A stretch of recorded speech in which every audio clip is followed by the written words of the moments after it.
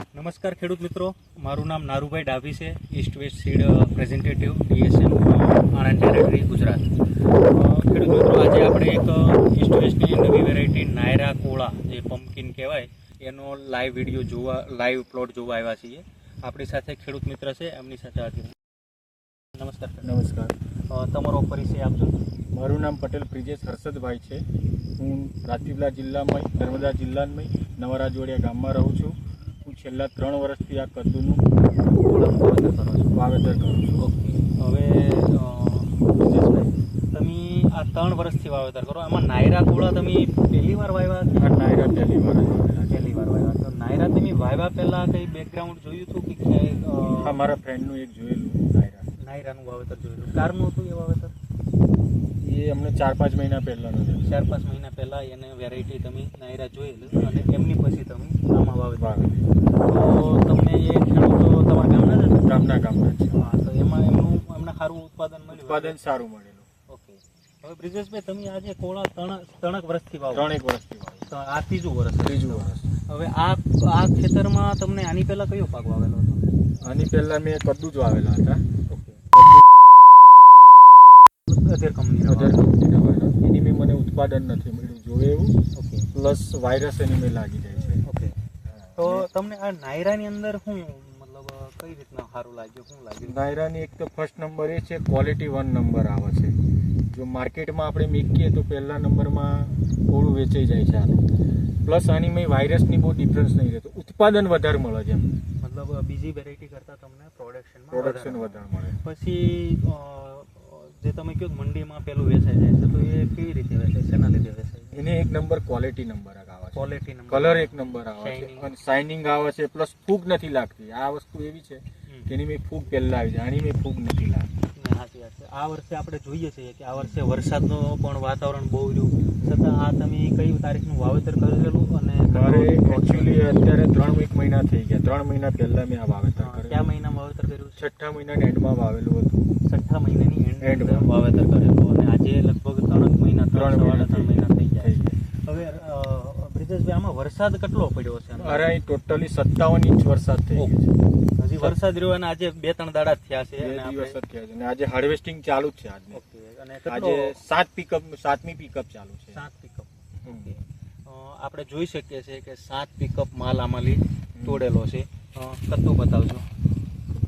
આ નંબરની 7મું લાસ્ટ, છેલ્લામાં છેલ્લી આ લાસ્ટ વેરાયટી આવે. આમ છેલ્લામાં છેલ્લું 7મું મારું ચાલે છે હાર્વેસ્ટિંગ. 7 તો આનું જો હાર્વેસ્ટિંગ. તો પછી આ વરસાદ એટલો બધો પડ્યો તો આમાં પાણી આની ઉપરથી જ ગયું છે? પાણી ઉપરથી. આની ઉપરથી પાણી ગયું, છતાં પણ પ્લોટ સારો રહ્યો. તમે ગયા વર્ષે વાવેતર કરેલું તો એમાં તમને નુકસાન થયું. એની પાણી ભરે, પાણી લાગે છે એટલે આની ફૂગ આવી જાય છે. ફૂગ આવવાથી આ પ્લોટ ખોવાઈ જાય. ફુવારો વધારે. જ્યારે આપણામાં આ વેરાયટીમાં ફુવારો ઓછો. મતલબ વરસાદ પડે છતાં પ્લોટ રેડી સારો. પછી આને તમે મંડીમાં લઈ જાઓ, માર્કેટમાં લઈ જાઓ, તો કયા માર્કેટમાં વેચતા છો? મેં સુરત મંડીમાં લઈ જાઉં છું. PMC સરદાર પટેલ PMC સુરતમાં. તો ત્યાં વેચવામાં શું ડિફરન્સ લાગે? વેપારીઓ આને પસંદ કરે છે? પહેલું આપણું જ કોરું પસંદ કરે. પછી બીજી વેરાયટી આવે. અને એ વેપારીઓનું શું કેવું છે કે આ વેરાયટી વધારે બનાવવા? આ વેરાયટી જ વધારે બનાવવાની. શાઇનિંગ, કલર ને પ્લસ વેટ, 3 વસ્તુ આની મેં આવી જાય. વજન અંદાજિત કેટલો આવતો છે એક ફ્રૂટનો? એમ જોવા જઈએ તો મારું 9 કિલોનું પણ આવેલું છે, 7 કિલોનું પણ આવેલું છે. પણ માર્કેટમાં 2.5 થી 3 કિલોની વચ્ચે જ આપણે લઈ જઈએ ને તો એના ભાવ મળે. તો તમે 2.5-3 કિલોનું તોડતા? 2.5-3 કિલોનું તોડીએ. 2.5-3 કિલોની સાઈઝ તોડી લો. હવે બ્રિજેશભાઈ, મંડીમાં તમે અહીંથી લઈ જાઓ તો અહીંથી સુરત કેટલું થતું છે? 120 કિલોમીટર થાય જ મારે. 120 કિલોમીટર થાય તો એ તમને ત્યાં લઈ જાઓ પોહાય? બરોડા પોસાય. અને ત્યાં ભાવ અંદાજે અત્યારે કેટલો હાલતો છે? હમણાં 13 રૂપિયા 12 રૂપિયા ચાલે કિલોના? હા, કિલોના. અને આ તમે કેટલા પેકેટનું વાવેતર કરેલું છે? આમાં મેં 15 પેકેટ વાવેલા છે. 15 પેકેટ. એટલો બધો વરસાદ છે છતાં કેટલું પ્રોડક્શન આવતું છે અંદાજે? એક પિકઅપમાં મેં તો નહીં 140 મણની આજુબાજુ ભરાઈ જાય એક પિકઅપમાં. એટલે તમારે કેટલી એક પિકઅપ નીકળે છે? હા, એક પિકઅપ આજે નીકળે. આજે અને વર્ષમાં કેટલો માલ નીકળતો? એટલો જ 7 પિકઅપ મારી 140 મણ 150 મણ આજુબાજુમાં જ રહે છે. વીણી પડે તરે. અને કેટલા દિવસે તોડાઈ કરતા હશો? મતલબ આજે તોડો એના કેટલા? તો અઠવાડિયાની અંદર પાછું કટિંગ આવી 7 જ દિવસમાં. અને આપણે પ્લોટ જોઈ શકીએ છીએ કે વરસાદના લીધે એટલી બધી મહેનત એગ્રોનોમી ઉપર કામ નહીં થયેલું. કામ નથી થયું ને મારે પ્લસ ડ્રીપ નથી, ઓકે, જો ડ્રીપ હોય તો વધારે ફાયદો થાય. ખેડૂત મિત્રો આપણે જોઈ શકીએ જો આની અંદર થોડુંક ટ્રીટમેન્ટ વ્યવસ્થિત હોય, એગ્રોનોમી ઉપર કામ થયેલું હોય તો આમાં પ્રોડક્શન પણ વધી જાય અને માલ પણ સારો નીકળે. માલ પણ સારો રહે. બ્રિજેશભાઈ, તમારી દ્રષ્ટિએ આ બીજા ખેડૂતોને વાવેતર કરાવાય, વવાય, suggestion 100% કરાવાય? વવાય એમ.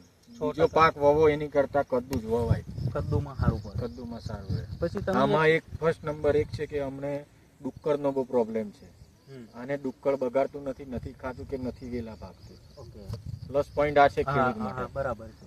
અને તમે હમણાં એક નવો પ્રયોગ કરવાના છો શેરડીની સાથે. શેરડીની મેં પણ વાવવાનું છે હમણાં. હા, શેરડીની સાથે પણ ઇન્ટરક્રોપ ઇન્ટરક્રોપ કરવાનું. હા, બરાબર છે. હવે તમને મતલબ જે કહેવાય ને આપણે કે વેરાયટી ગમી તમારા ગામમાં અંદાજિત આનું વાવેતર નાયરાનું વાવેતર સ્પેશિયલ થશે? થાય. બીજા ખેડૂતો પણ તમને પૂછતા હશે. ચાલો, તમે રિવ્યુ આપ્યો, આજે આપણે લાઈવ કર્યું એ બદલ તમારો ખૂબ ખૂબ આભાર. ખેડૂત મિત્રો, આજે આપણે જોઈએ છીએ આટલો બધો વરસાદ હતો, સતત 1 મહિનાથી સતત વરસાદ પડે, જેને કહેવાય ને 57-58 ઇંચ વરસાદ પડ્યો, છતાં પણ આ વેરાયટી બગડી નહીં. પ્રોડક્શન ખેડૂતે લીધું અને નફા માર્યા. તમે ઓવરઓલ નફા માર્યા. તો બીજા પાક કરતાં તમને આ વેરાયટી કરાવો, બીજો પાક કરો એની કરતાં આ શોર્ટ ટાઈમનો પાક અને તમને લાંબો ટાઈમ પ્રોડક્શન આપતી વેરાયટી છે. તમે બનાવી અને નફો કમાઓ, આગળ વધો એવી અમારી આશા. ધન્યવાદ.